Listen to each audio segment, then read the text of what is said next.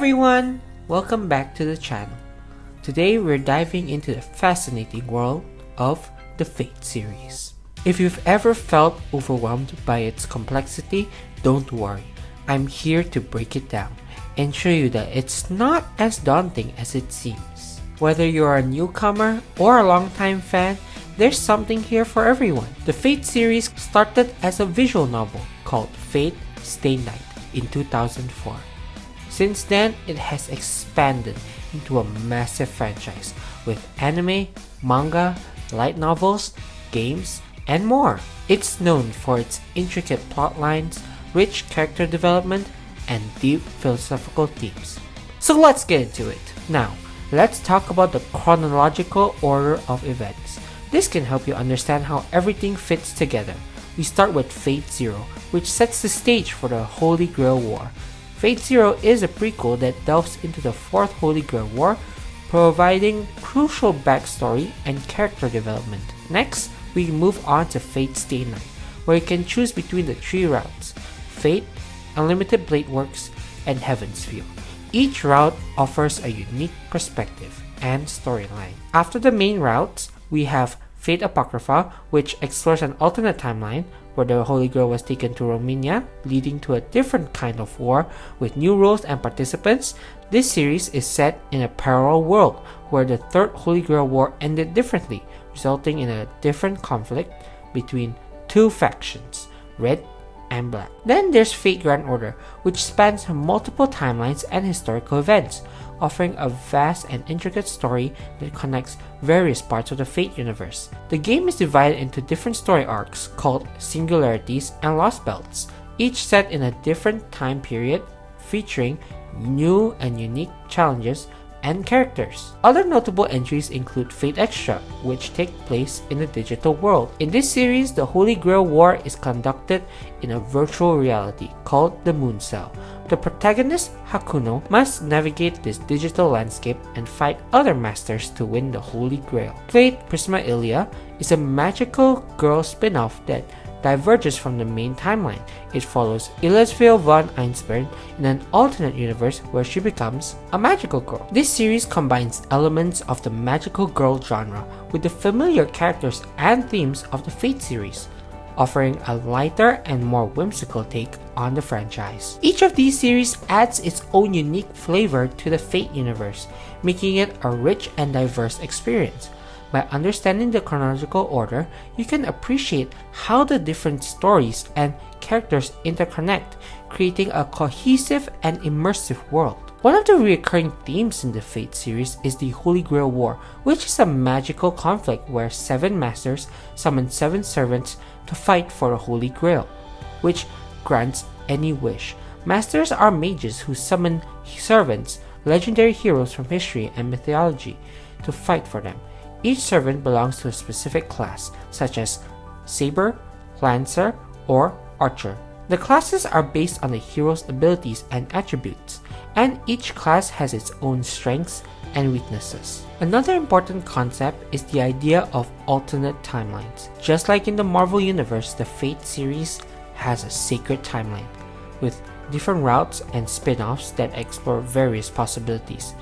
This allows for a rich tapestry of stories and characters. Not only does this series have different shows, but the series also delves into different philosophical themes, such as the nature of heroism, the morality of using others for one's own ends, and the impact of one's choices on the future. These themes are explored through the interactions between masters and servants, as well as the conflicts that arise during the Holy Grail War. For example, in Fate Zero, we see a darker and more mature exploration of these themes, with characters grappling with their own ideals and the harsh realities of war.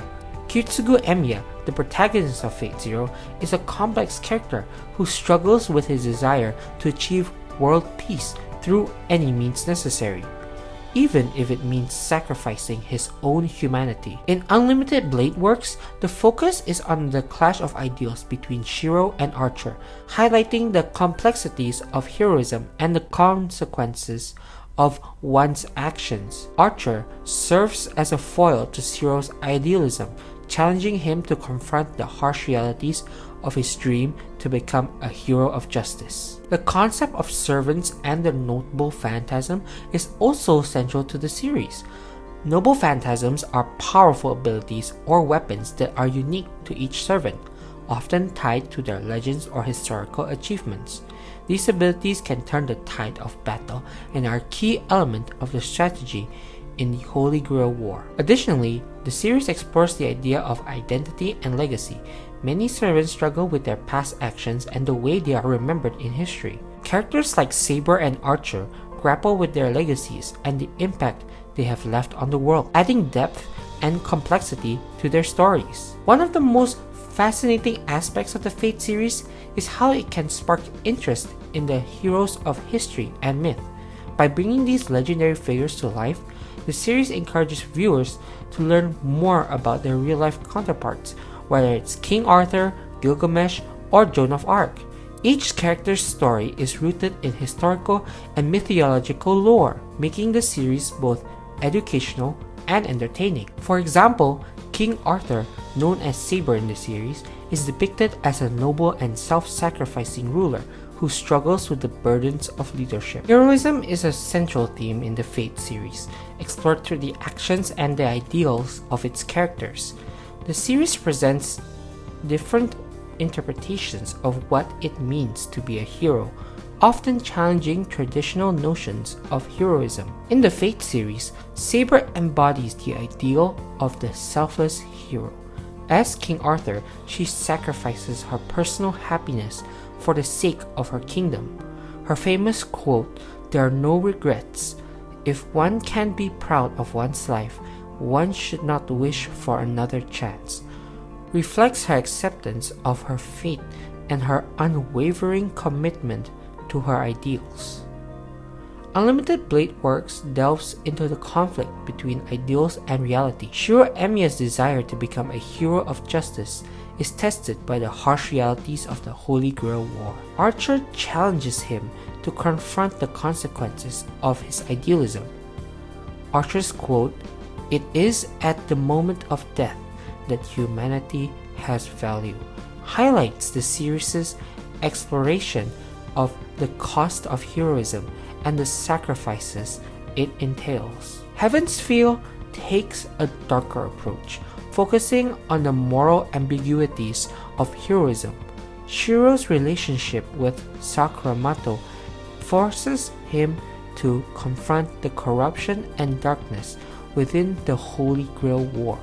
This route explores the idea that heroism is not always clear-cut and that sometimes difficult choices must be made for the greater good. Personally, what I find most enjoyable about the Fate series is its rich blend of mythology and history.